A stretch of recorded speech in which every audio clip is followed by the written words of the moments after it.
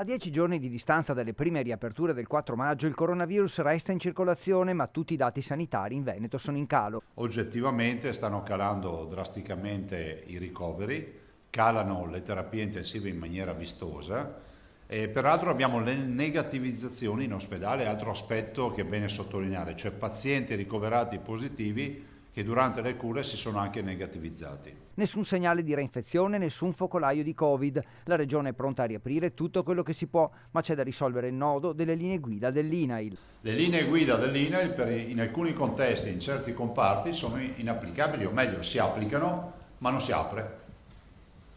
Il tema della spiaggia è uno di questi, il tema dei ristoranti è un altro tema. Zaia punta invece a un decreto generico del governo che poi deleghi alle regioni, rispettando l'impegno verbale preso dal Premier Conte, le linee guida singole, compresi centri sportivi, palestre e piscine. Intanto Zaia conferma, Vo ospiterà la mostra delle migliaia di foto e disegni inviati dai bambini.